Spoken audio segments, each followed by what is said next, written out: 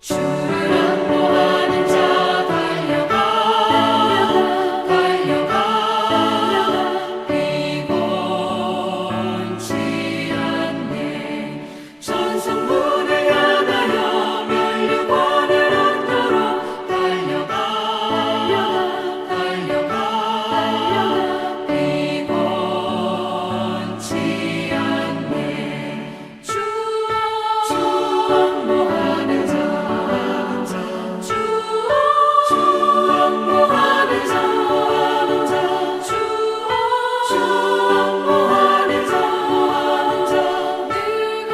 내가 강건하리라. 주를 안보하는 자 올라가 독수리같이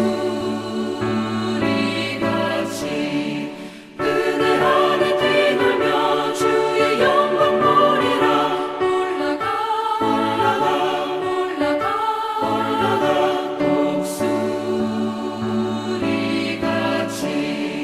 주 안보하는 자 안보하는 자 안보하는 자 내가 강건하리라.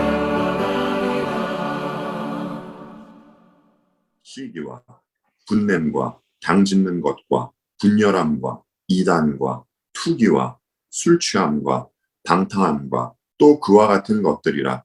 전에 너희에게 경계한 것 같이 경계하노니 이런 일을 하는 자들은 하나님의 나라를 유업으로 받지 못할 것이요 오직 성령의 열매는 사랑과 희락과 화평과 오래 참음과 자비와 양선과 충성과 온유와 절제니 이 같은 것을 금지할 법이 없느니라.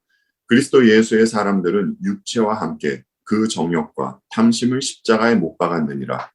만일 우리가 성령으로 살면 또한 성령으로 행할지니 헛된 영광을 구하여 서로 노엽게 하거나 서로 투기하지 말지니라. 아멘. 오늘 지금 제가 읽은 본문은 갈라디아서 5장 16절로 26절의 말씀인데요. 이 본문을 이번 주와 그리고 또 다음 주 이렇게 두 번에 나누어서 말씀을 전하도록 하겠습니다. 오늘은 16절과 17절의 말씀으로 말씀을 전하겠습니다. 아버지 하나님, 은혜를 감사드립니다. 또 이렇게 말씀을 전합니다. 이 시간도 정말 두렵고 떨리는 마음으로 말씀을 온전히 잘 전할 수 있도록 도와주시옵소서. 감사드리며 예수님 이름으로 기도합니다. 아멘. 신자이기에 치르는 전쟁이라는 제목으로 오늘 말씀을 전하도록 하겠습니다. 먼저 지난주에 전했던 말씀 요약입니다. 부패한 인간의 본성은 자기중심적이라 말씀드렸습니다. 지금의 신자도 과거에는 죄의 종이었기에 부패한 본성에 따라 자기중심적으로만 살았습니다. 근데 이제 신자는 주께로부터 사랑을 받아 죄로부터 자유해졌기 때문에 자기중심적 삶에서 벗어나 이웃을 섬길 수 있는 존재가 되었다라는 것이었습니다. 이것을 고린도전서 8장 우상에게 바쳤던 제물을 먹는 것으로 이 고린도전서 8장을 예로 말씀을 드렸었습니다. 그리고 세상이 말하는 사랑과 성경이 말하는 사랑의 의미는 많이 다르다 했습니다. 세상이 말하는 사랑은 자신을 위한, 자기 만족을 위한 사랑이라 말씀을 드렸었죠. 하지만 성경이 말하는 사랑은 고린도전서 13장에서 보여주듯이 이는 모두 예수 그리스도와 관련된 것임을 알 수 있었습니다. 그리고 주님은 제자들의 발을 씻기시며 먼저 섬기는 모습을 나타내시고 그들에게 새 계명을 주시면서 서로 사랑하라라고 말씀하셨습니다. 신자는 주님으로부터 사랑을 받았을 뿐 아니라 주님 안에 있는 존재이기에 이 사랑, 성경이 말하는 이 사랑을 할 수 있게 된 것이지요. 그러나 주님과 사도 바울은 분별력 없이 아무나 사랑하라고 말씀하신 것은 아니다라는 것을 살펴보았었습니다. 그리고 남을 사랑하기에 앞서 자기의 의가 먼저 꺾여야 한다는 말씀과 함께 신자가 이 땅에서 사랑으로 남에게 종노릇하는 것이 훗날 완성된 하나님 나라에서 왕노릇하는 것을 이 땅에서 먼저 사는 것이라 말씀을 드렸었습니다. 그리고 마지막으로 신자가 성령 충만해야 하나님과 이웃을 사랑할 수 있다라는 내용이 지난주에 전했던 말씀의 내용이었습니다. 지난주에 말씀드렸듯이 사도 바울은 에베소서 5장에서 신자들에게 성령 충만을 명합니다. 신자가 이런 명을 받을 수 있는 것은 굉장히 영광스러운 것입니다. 왜냐하면 이제 신자는 과거와는 완전히 다른 존재가 되었기 때문입니다. 성령 하나님으로 말미암아 거듭나고 또 성령 하나님의 보호와 인도하심 속에서 살아가는 그러한 새로운 존재가 되었기 때문에 사도 바울로부터 성령 충만함을 받으라라는 그러한 명을 받을 수 있게 된 것이지요. 여러분, 하나님께서 천지를 창조하실 때를 잠시 한번 떠올려 보십시오. 땅이 혼돈하고 공허합니다. 흑암이 깊음 위에 있습니다. 그리고 하나님의 영은 수면 위에 운행하고 계십니다. 이 창조의 사건에서 천지를 창조하시고 창조하신 물질 세계 질서를 잡아가시던 그 하나님의 영이 그리스도를 믿는 신자와 함께 하신다는 것이죠. 그것은 그저 사람은 그저 티끌로 지어진 피조물입니다. 이 피조물이 창조주께 범죄를 한 것이었죠. 그런데 이렇게 죄만 짓고 보잘것없는 피조물을 위해서 하나님께서 죽으셨을 뿐만 아니라 그들과 함께 하신다는 겁니다. 그래서 이런 엄청난 이유 때문에 신자에게 일어나는 것이 있습니다. 그것이 바로 전쟁입니다. 오늘 읽었던 본문 가운데에서 16절과 17절 말씀을 다시 보도록 하겠습니다. 내가 이르노니 너희는 성령을 따라 행하라. 그리하면 육체의 욕심을 이루지 아니하니라. 육체의 소욕은 성령을 거스르고 성령은 육체를 거스르나니 이 둘이 서로 대적하므로 너희가 원하는 것을 하지 못하게 하려 함이니라. 아멘. 사람에게는 누구에게나 이 자연적인 욕구가 있습니다. 배가 고프면 음식이 생각나고요. 피곤하면 쉬고 싶고, 추울 때는 몸을 따뜻하게 하고 싶은 욕구가 있습니다. 주님도 이 공생의 시절 이런 모습을 보이지 않으셨습니까? 그런데 죄로 인해서 사람에게 있는 이 하나님의 형상이 뒤틀릴 때 이 욕구도 함께 뒤틀리게 되었습니다. 그래서 그것이 욕심이 된 것이지. 이것이 더욱 인간을 변종으로 만들고 사망으로 인도하는 역할을 하고 있는 것입니다. 그래서 변종이 되어버린 인간은 자신의 욕심을 채워도 채워지지가 않는 것이죠. 사도 바울은 디모데에게 돈을 사랑하는 것이 모든 악의 뿌리라는 말씀을 하셨습니다. 사람의 필요는 하나님께서만이 채워주시는 겁니다. 그러나 하나님과는 상관없이 만몬으로 자기의 욕구를 채우려는 인간이 되어버리고 말았습니다. 이 욕구는 마치 무적행과 같이 한계가 없는 것입니다. 만족을 모르는 증상이 나타나게 되는 것이죠. 그래서 사도 야고보가 이런 말씀을 하셨습니다. 오직 각 사람이 시험을 받는 것은 자기 욕심에 끌려 미혹됨이니 욕심이 잉태한즉 죄를 낳고 죄가 장성한즉 사망을 낳느니라 라고 말입니다. 죄는 전파력이 있다는 말씀을 자주 드립니다. 죄는 운동력이 있습니다. 자라나고 힘을 키워갑니다. 죄는 사람 안에서도 성장해 갑니다. 여러분, 히틀러는 갑자기 히틀러가 된 것이 아닙니다. 그도 아이 시절이 있었고요. 청소년기를 거쳐 어른이 된 것입니다. 그가 언제부터 살인마가 됐겠습니까?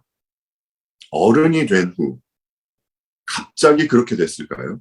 아닙니다. 그가 성장해 가면서 죄도 함께 성장해 간 것입니다. 그가 어릴 때는 힘이 없기 때문에 그런 마귀적인 모습이 드러나지 않았을 뿐입니다. 그러나 세상의 힘과 자리가 그에게 딱 주어지자 그 본연의 모습이 나타나게 된 것이죠. 그런데 이 육체의 욕심이 신자에게도 여전히 내재되어 있다라는 것입니다. 여러분 중에 난 세상 욕심 없어 이렇게 말할 수 있는 분들 계신지 모르겠습니다. 가슴에 손을 얹고 솔직히 한번 생각을 해보십시오. 저와 여러분 모두에게 아마 다 있는 것인 줄 알고 있습니다. 감사하게도 하나님의 영이 이런 신자와 함께 하신다는 겁니다. 그래서 신자에게 전쟁이 임하게 되는 것입니다. 왜 그렇습니까? 크게 두 가지 이유가 있기 때문인데요. 먼저는 외부로부터 마귀의 공격이 있기 때문이고요. 둘째로는 신자 안에서 하나님은 하나님의 선한 일을 하시기 때문에 전쟁을 치르게 되는 것입니다. 그러면 먼저 외부로부터 오는 공격에 대해서 말씀을 드리도록 하겠습니다. 예전에 우리는 아마겟돈 전쟁에 대해서 배웠습니다. 우리 잠시 그때 배웠던 내용을 한번 떠올려 봤으면 합니다. 사탄과 타락한 천사들이 하는 일 가운데는 사람을 넘어뜨리고 유혹하는 일이 있습니다. 그런데 그들은 세상에 있는 모든 사람을 유혹하고 넘어뜨리려고 하지는 않습니다. 타겟이 있습니다. 세상 안에 있는 교회만 유혹하고 넘어뜨리려 합니다. 왜 그렇습니까? 세상에서 유일하게 이들에게만 하나님의 형상이 다시 회복되었기 때문입니다. 그들은 하나님의 형상이 있는 신자만을 공격하는 것이죠. 이사야서 14장에 소개된 이 아침의 아들 계명성이 하늘에서 하나님께 대적했습니다. 그리고 어떻게 됐습니까? 하나님께 대적했던 사탄과 타락한 천사들은 이 세상으로 쫓겨나게 됐습니다. 사탄과 타락한 천사들은 싸움에서 패배했기 때문에 이제 하나님께 대적하지는 못합니다. 그러나 대신 하나님의 형상대로 지음을 받은 하나님의 형상이 회복된 신자를 공격합니다. 이것은 첫사람 아담으로부터 오늘날의 신자들이 그들의 타겟이 되는 것입니다. 그렇다면 타락한 천사들은 신자를 어떻게 넘어뜨리려고 공격하겠습니까? 그들은 신자가 타락한 세상에 살고 있기 때문에 할 수만 있다면 모든 것을 동원해서 그들을 넘어뜨리려고 할 것입니다. 그럼에도 중요한 것 딱 한 가지만 말씀드리자면 사도 바울이 갈라디아서를 쓰게 된 이유가 오늘날에도 가장 위협받는 이유가 될 것입니다. 그것은 복음에 무엇을 더하거나 빼는 것입니다. 복음을 희석시키고 변질시키는 것이 사탄과 타락한 전사들이 공격하는 주요 공격 무기라고 할 수 있습니다. 사람은 성령으로 주어진 이 은사를 가지고도 죄를 범할 수 있다라는 말씀을 드렸었습니다. 그리고 주님으로 말미암아 사람이 자유를 얻게 됐음에도 불구하고 이 자유를 잘못 누리게 되면 방종으로 빠지게 되면서 죄를 범하게 될 수 있다라는 것도 말씀을 드렸었죠. 은사, 자유, 둘 다 이 얼마나 귀한 것들입니까? 그러나 이러한 것도 잘못 사용을 하면 잘못을 저지르게 되는 것이죠. 이와 같이 복음을 변질시킬 때는 복음과는 아무 상관이 없는 것으로 변질시키는 것이 아니라 좋게 보이는 것으로, 좋게 들리는 것으로 복음을 변질시킵니다. 갈라디아 교회를 넘어뜨리는 것도 교회와는 아무 상관없어 보이는 것으로 한 것이 아닙니다. 그렇죠? 할례라는 율법으로 그 일을 한 것입니다. 그런데 오늘날은 그것을 살짝 변형을 시켰죠. 주를 믿는 것으로 구원을 받고 이 땅에서 받는 복은 이런저런 종교 행위로 받는다고 말입니다. 그리고 가장 심각한 공격은 예수 그리스도를 하나님이 아닌 인간으로만 격화시키고 죄사함과 사랑이라는 언어를 쓰는 것입니다. 사랑을 얼마나 강조하는지 모르겠습니다. 여러분, 과거에 아리우스는 예수님을 성부 하나님보다 조금 못한 분이라고 해서 이단으로 정죄를 받았습니다. 그런데 오늘날은 주님을 더 격화시켜 주님을 인간과 동급으로 취급하는 세상이 되어버리고 말았습니다. 물론 그들이 말하길 예수는 사람 중에 가장 도덕적으로 훌륭한 사람이라고 말은 합니다. 그래서 어떻게 하자는 겁니까? 그를 본받자. 지난주에 드렸던 말씀을 예로 들어서는 선한 사마리아 사람이 되자. 이런 것입니다. 성자 하나님의 대속의 죽음은 은근히 부정하는 이런 말은 사람의 구원을 없애려는 사탄의 무서운 공격입니다. 우리는 잠시 하이델베르그 요리문답 16, 17, 18 문답이 말하는 것을 잠시 경청했으면 합니다. 16문부터 18문의 말씀을 제가 읽어드리도록 하겠습니다. 중보자는 왜 참 인간이고 의로운 분이셔야 합니까?에 대한 답으로 하나님의 의는 죄 지은 인간의 죄값 치르기를 요구하나 누구든지 죄인인 사람으로서는 다른 사람을 위해 값을 치를 수 없기 때문입니다. 17문 중보자는 왜 동시에 참 하나님이셔야 합니까? 답으로 그의 신성의 능력으로 하나님의 진노의 짐을 그의 인성에 짊어지시며 또한 의와 생명을 획득하여 우리에게 돌려주시기 위함입니다. 18문 그러나 누가 참 하나님이시며 동시에 참 인간이고 의로우신 그 중보자입니까?에 대한 답으로 우리 주 예수 그리스도 즉 하나님께로 와서 우리에게 지혜와 의로움과 거룩함과 구속함이 되신 분입니다. 여러분 보십시오. 그리스도 공동체 안에 있음에도 거듭나지 않은 분들은 사랑을 말하면 하나님의 의, 하나님의 거룩하심, 주님의 대속의 죽음 교리를 무너뜨립니다. 성경을 자기에 맞게 제단에 버릴 것은 버리고 또 취할 것은 취하겠다라는 것이죠. 그리고 오늘날 사탄의 공격이 가장 잘 먹힌 것은 그리스도의 십자가 자리에 성공, 치유, 회복 같은 것을 올려다 놓은 것입니다. 제가 어떤 분으로부터 이런 말을 들었습니다.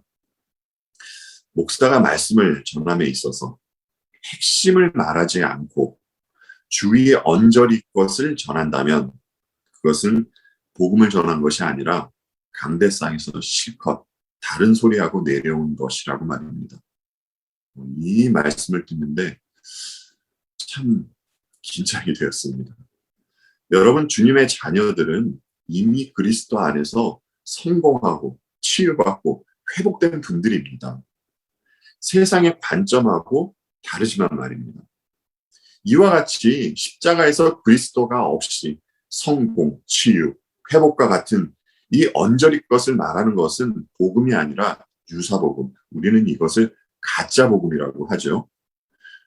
오늘날 사탄은 이 간교한 공격을 교회하고 있는 것입니다. 그리고 그의 공격은 너무나 잘 막혀 들어가고 있는 것으로 보여집니다. 교회는 이제라도 돌이켜 싸워야 합니다. 신자의 영혼을 파괴하고 구원을 무너뜨리는 이 공격에 맞서야 합니다. 오늘도 말씀드립니다. 신자는 반드시 분별하며 살아야 합니다. 저와 여러분이 살아가고 있는 오늘날은 말세입니다. 사탄과 타락한 천사들은 할 수만 있다면 모든 방법을 동원해서 신자를 쓰러뜨리려고 할 것입니다. 그래서 신자에게는 외부로부터 오는 공격이 있기 때문에 전쟁을 하게 되는 것입니다. 다음으로 내부의 적과 싸우는 싸움에 대해서 말씀을 드리도록 하겠습니다. 여러분은 적은 항상 가까이 있다라는 말을 들어보셨을 겁니다. 적은 너무나 가까이 신자들 안에 있습니다. 신자 안에 있는 내부의 적은 그런데 본인 안에 있는 것입니다. 그것이 죄의 오염입니다. 타락한 천사들이 던지는 이 유혹의 미끼를 죄의 오염으로 인하여 덥석 물고 싶어 하는 것이죠. 그렇지만 여러분, 저와 여러분이 분명히 해야 할 것은 마귀가 신자를 유혹한다고 해서 자신의 잘못을 마귀 탓으로 돌리면 안 된다라는 것입니다. 유혹은 마귀가 했지만 그 죄를 지은 당사자는 본인입니다. 사탄이 아담과 하와를 유혹했지만 죄를 지은 장본인은 아담과 하와입니다. 그래서 본인이 하나님께 죄를 범하면 조용히 골방에 들어가서 회개의 기도를 드려야 하는 것이지, 표현이 좀 이상하지만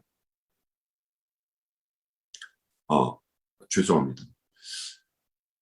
조용히 골방에 들어가서 회개의 기도를 드려야 하는 것입니다. 그런데 표현이 좀 이상하지만 죄를 사랑하는 이들이 있는 것 같습니다. 왜 이렇게 말씀을 드리냐 하면 어떤 분들은 본인이 앞으로 죄를 어떻게 지을 것인가에 대해서 계획을 세워놓는 것 같습니다. 그 계획을 세우면서도 사실은 본인이 그것이 죄인 줄 압니다. 그렇지만 그 죄가 주는 그 달콤함이 있기 때문에 습관적으로 죄를 짓게 되는 것이죠. 그리고 나서 그 죄에 대해서 합리화를 합니다. 회개 없이 있는 대로 죄를 지으면서 마귀 때문이라느니 대적 기도를 해야 한다느니 하는 것은 비록 그가 종교적 언어를 쓰고 있을지는 모르지만 자신이 지은 죄를 합리화하는 이 죽음의 길로 가고 있는 것입니다. 이것은 옛부터 내려오던 이단들이나 하는 말입니다. 신자는 자신의 죄가 보이면 그것으로부터 돌이키고 회개하는 분들이지 핑계대는 분들이 아님을 기억해 주셨으면 합니다. 신자는 하나님께서 부르시기 전까지 이 땅에서 주어진 삶을 살아야만 합니다. 이것을 우리는 성화의 삶이라고 말을 하죠. 그런데 이 삶은 참 만만치가 않습니다. 왜냐하면 이 성화는 신자가 전쟁을 하며 살아야 하는 삶이기 때문입니다. 여기에는 고뇌가 따르고 갈등이 있는 고통이 있습니다. 이런 이유 때문에 자신과의 전쟁을 만약 하지 않는다면 아무리 신자라 할지라도 그는 죄의 영향력 아래에 놓이게 됩니다. 여러분, 우리가 다윗을 보면 잘 알 수 있습니다. 여러분은 다윗의 그 밧세바 사건을 너무나 잘 알고 계실 거라 생각합니다. 그런데 제가 말씀드리고 싶은 포인트가 있습니다. 다윗이 밧세바를 범하기 전에 그가 보였던 모습을 좀 보자는 것입니다. 여러분, 다윗이 누구입니까? 그는 하나님의 마음에 합한 사람이었습니다. 그렇죠? 다윗이 한창 다른 나라와 전쟁을 할 때 백전백승일 때가 있었습니다.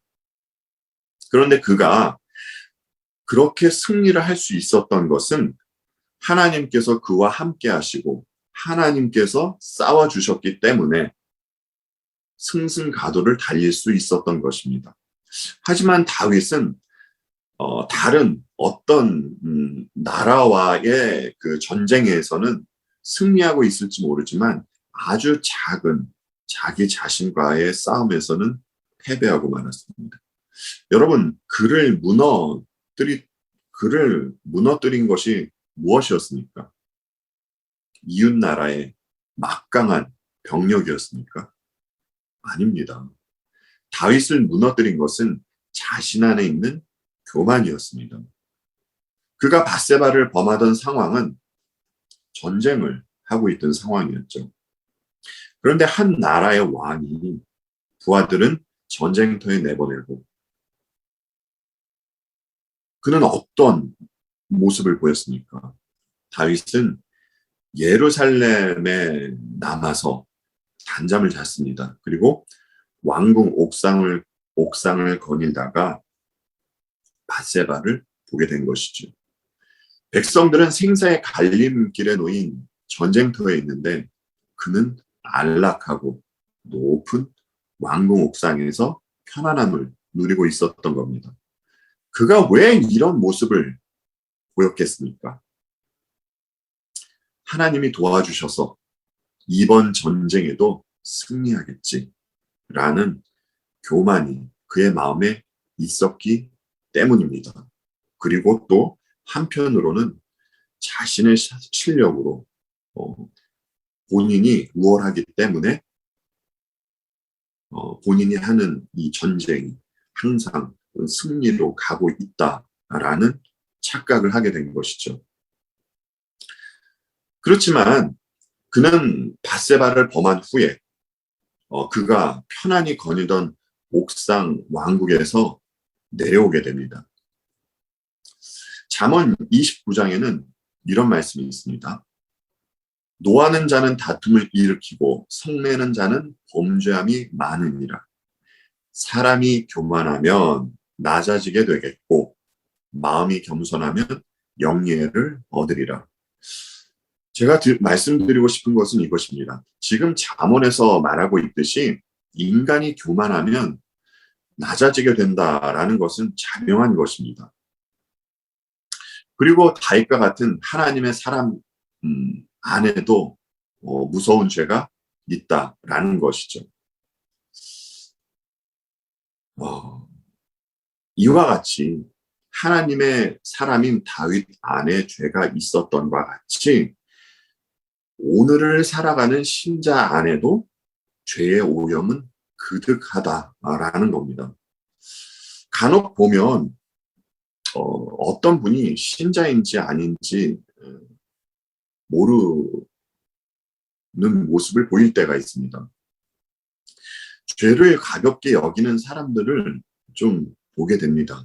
왜냐하면 죄를 지어도 회개하면 된다라는 그 생각이 그의 마음에 있기 때문입니다.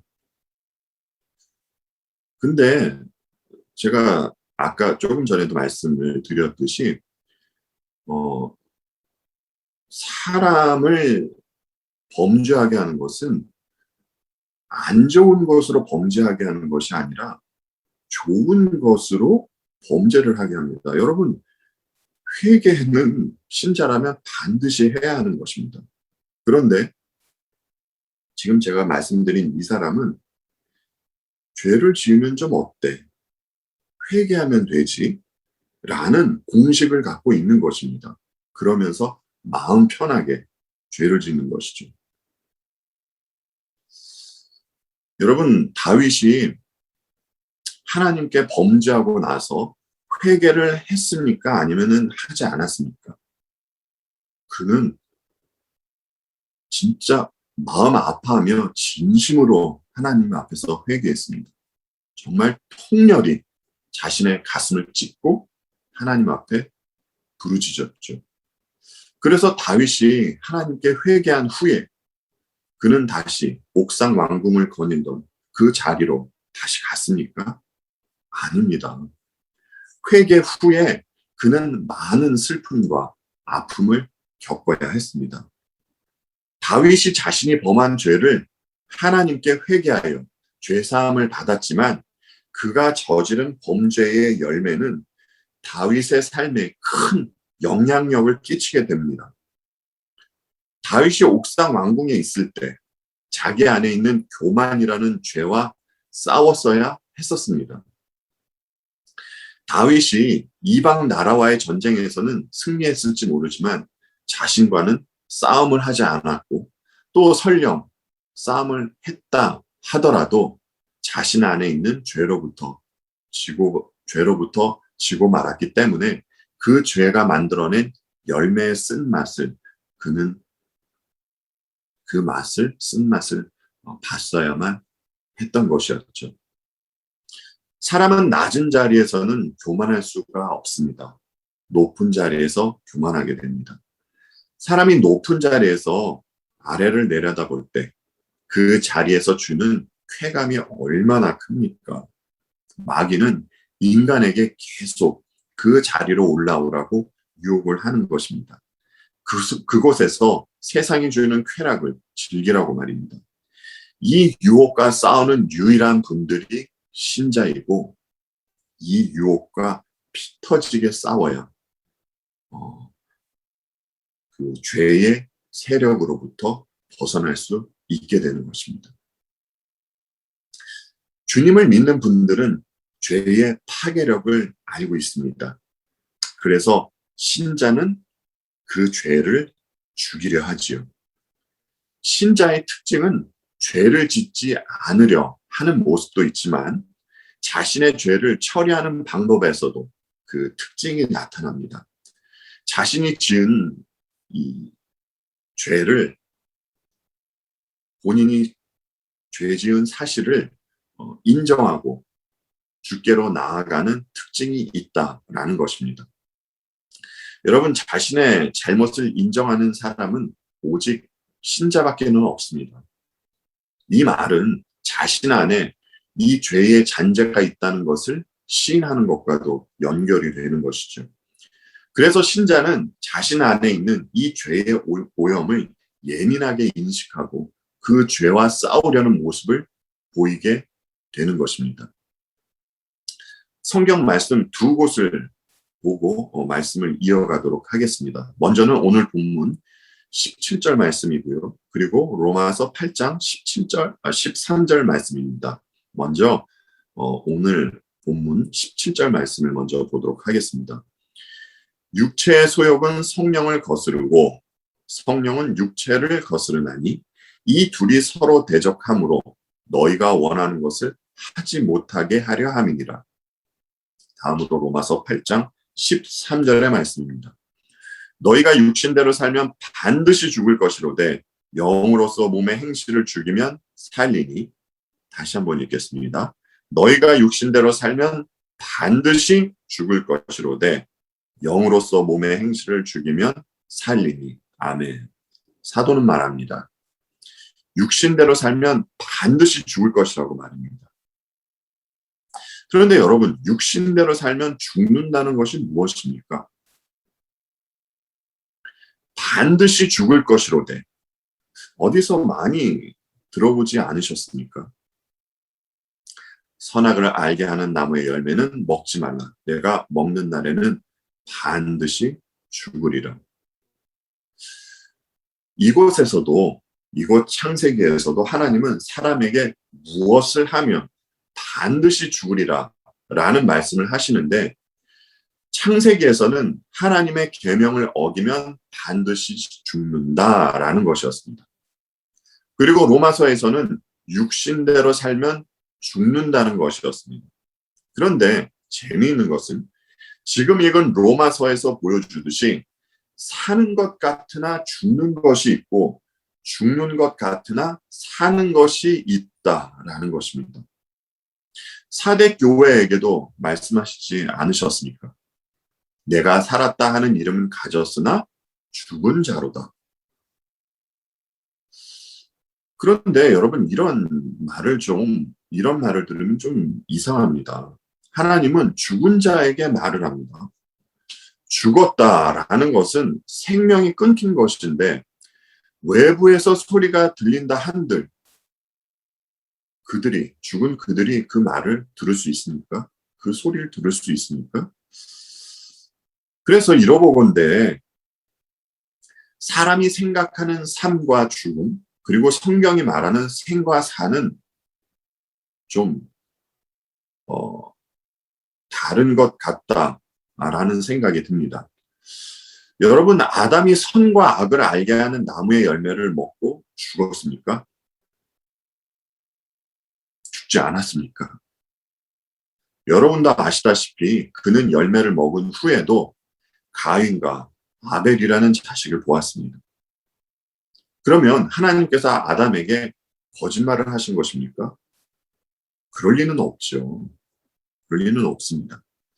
아담은 하나님께 범죄하는 순간 사실은 죽은 것과 마찬가지인 존재가 된 것입니다. 왜냐하면 죄로 인하여 하나님과의 관계가 끊어져 버리고 말았기 때문입니다. 성경은 하나님과의 관계가 끊어진 것, 이것을 죽음이라고 가르쳐주고 있습니다. 아담이 범죄하고 하나님과의 관계가 끊어졌듯이 사람이 육신대로 살면, 다른 말로 육신의 정욕대로 죄를 계속 범하면서 살면 그것은 사는 것이 아니라 반드시 죽음으로 가는 길을 걷고 있는 것이라는 겁니다. 왜냐하면 죄는 하나님과의 관계를 끊어놓기 때문입니다. 그런데 하나님과 이 범죄한 인간의 관계를 다시 회복시키고자 예수 그리스도께서 중보자가 되신 것이죠. 주님 때문에 신자는 아버지 하나님과 다시 아름다운 관계로 살아갈 수 있게 된 것입니다. 여러분, 그 증거가 무엇입니까? 하나님을 아빠, 아버지라고 부를 수 있게 된 것이 증거입니다. 자, 그런데 로마서 8장 13절에서 육신대로 살면 반드시 죽을 것이로되 라는 말씀에 이어서 영으로서 몸의 행실을 죽이면 살리니 라는 말씀을 하시죠. 몸의 행실을 죽이면 이라는 조건절은 신자가 마땅히 해야 하는 것입니다. 이것이 신자가 내적으로 전쟁을 해야 하는 이유입니다. 그래야 살게 됩니다. 지금 저희가 읽은 로마서 8장 13절의 이 말씀을 토대로 해서 존 오웬 목사님은 죄 죽이기를 저술하셨습니다. 죄 죽이기가 어디서 이루어집니까? 신자 안에서 이루어지는 겁니다. 여러분께 원론적인 질문을 한번 드려보겠습니다. 여러분, 죄가 무엇입니까? 죄. 세상도 죄를 말합니다. 그렇죠? 세상은 이 세상이 규정해 놓은 도덕 윤리를 범하는 것을 죄라고 합니다. 이것도 죄 맞습니다. 남의 물건을 강제로 빼앗는 행위, 약자를 억압하여 죽음으로 이끄는 행위, 사기, 간음, 모두 죄입니다. 그런데 성경이 말하는 죄는 좀 더 나아갑니다. 하나님의 뜻을 대적하는 모든 행위를 죄라고 합니다. 세상이 규정하는 죄는 성경에서 말하는 죄의 증상으로 나오는 것들이라고 말할 수 있습니다. 신자는 성경에서 말하는 죄와 싸워야 하는 것입니다. 그런데 아무리 신자라 할지라도 안일하게, 나태하게 이 죄와 싸웠다가는 백전백패입니다. 히브리서 기자의 말씀대로 죄와 싸울 때는 피 흘리기까지 싸워야 하는 겁니다. 그렇지 않으면 이 죄는 힘이 있기 때문에 내성이 생깁니다. 그리고 내성이 생긴 이 죄가 큰 영향력을 끼치게 됩니다. 요즘 그 흥미로운 단어가 눈에 띄더라고요. 그래서 그것이 무엇인가 하고 이렇게 봤더니 가스라이팅이라는 것이었습니다. 여러분 이런 말 들어본 적 있으세요? 이런 겁니다. A라는 그 피해자가 있고 B라는 가해자가 있습니다.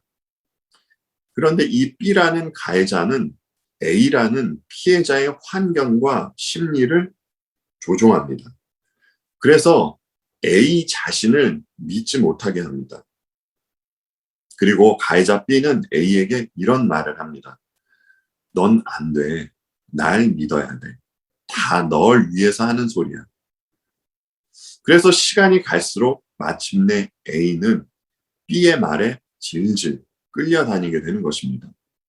그리고 가해자 B는 A라는 이 피해자를 좌지우지 할 수 있게 되는 그 지배력을 갖게 됩니다.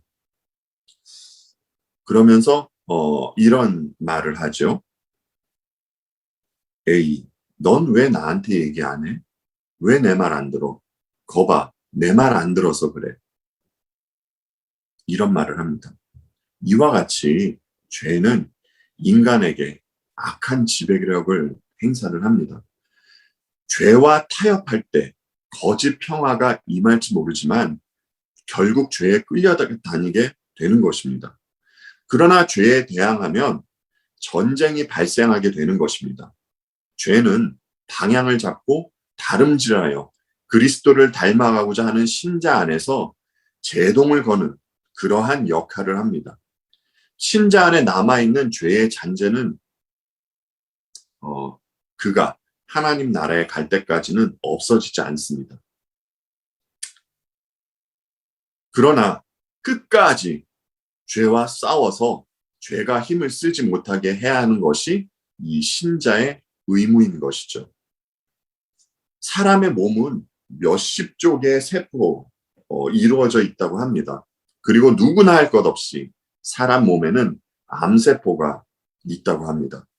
그런데 그런데 어떤 분은 병으로 나타나고 또 어떤 분은 건강한 모습을 보인다라는 것이죠.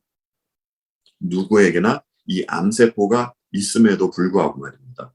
여러분, 이 둘에 어떤 차이가 있겠습니까? 일반 세포가 약해져 면역이 떨어지면 암이 병으로 나타나는 것입니다. 가장 약한 부분을 통해서 말입니다. 그리고 일반 세포가 강하고 면역력이 높으면 암은 제 기능을 하지 못하게 되는 것이죠. 신자는 이 암세포와 같은 죄가 그 기능을 하지 못하게 해야 합니다. 그렇다면 이 보이지 않는 죄와 무엇으로 어떻게 신자는 싸워야 하겠습니까? 그것은 성령을 의지해서 주님의 십자가로 싸워야 합니다. 주님의 보혈을 의지하며 싸워야 하는 것이죠. 2000년 전 주께서 갈보리 십자가에 달리실 때 죄의 문제가 해결되었다고 믿어야 합니다. 그리고 말씀이 이를 증명한다고 말씀으로 싸워야 하는 것이죠. 저는 오늘 말씀을 전하면서 사람의 관점에서 많이 말씀을 드렸습니다. 외부로부터 공격해오는 사탄과 타락한 천사들과 싸워야 합니다. 내 안에 있는 죄의 오염과 싸워야 합니다. 그런데 이것은 보이지 않는 하나님의 손길이 있기 때문에 가능한 것입니다. 우리가 그리스도 안에 있기 때문에 외부로부터 공격이 있는 것이고요. 창조 때 수면 위에 운행하시던 하나님의 영이 우리 안에서 어떤 일을 하시기 때문에 우리 안에서 전쟁이 있게 된 겁니다. 하나님의 영은 창조 시에 온 우주의 질서를 잡아가셨던 분입니다. 그분은 우리 안에 있는 죄된 본성을 하나하나 처리해 가시며 질서를 잡아가십니다. 그래서 새로운 존재로 거듭난 신자들은 회개하며 끊임없이 그가 앉아있던 하나님 자리에서 내려와 다시 하나님을 그 자리에 앉혀드리는 것입니다. 성령 하나님의 역사가 있기 때문인 것이죠. 그러나 이 일은 한 번에 이루어지지 않는 것이고요.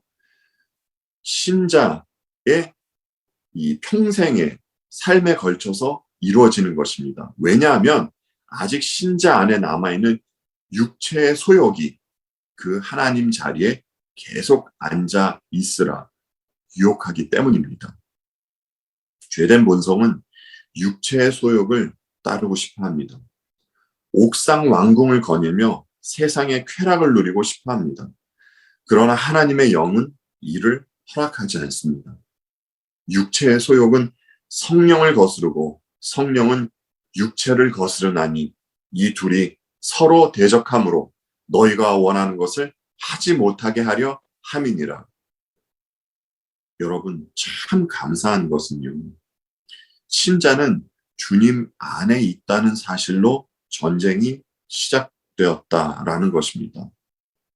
티끌로 지음받은 피조물이 천지 창조의 창조주 안에 있기에 이 전쟁이 시작되었다라는 것이죠. 그러나 그들은 진정한 승리의 요건을 갖추고 이 땅에서 전투하며 살아간다라는 겁니다. 이것이 사실이기 때문에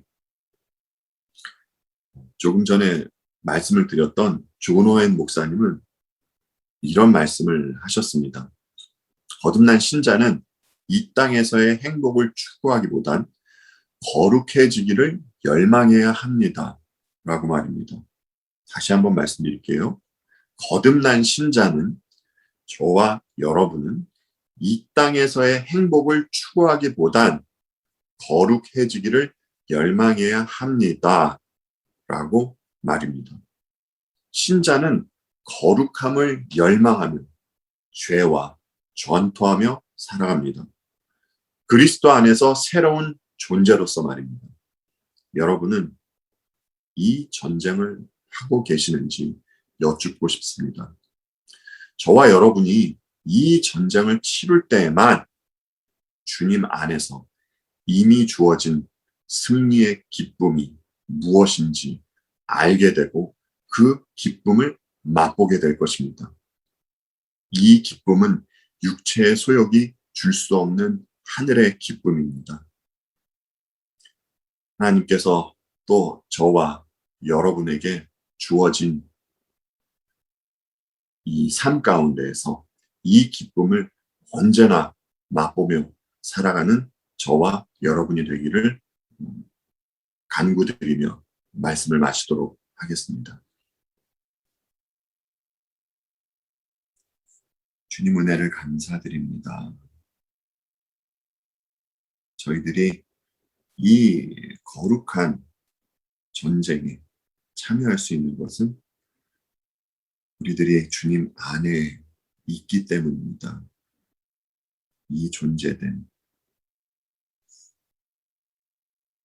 참 어떻게 인간의 말로 다 표현할 수 없는 존재됨입니다.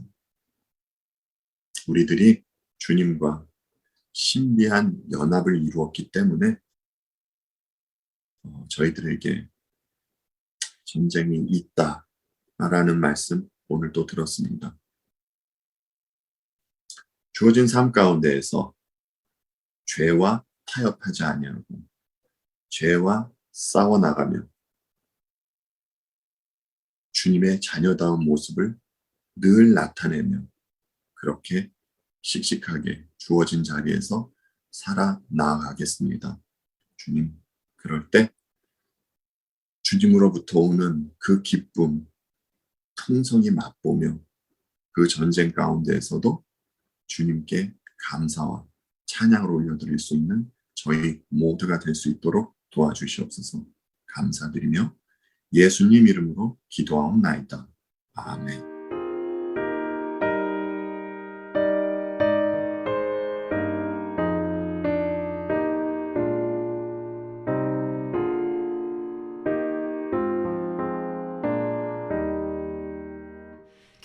겸손히 주를 섬길 때 괴로운 일이 많으나 구주여 내게 힘 주사 잘 감당하게 하소서. 인자한 말을 가지고 사람을 감화시키며 갈 길을 잃은 무리를 잘 인도하게 하소서.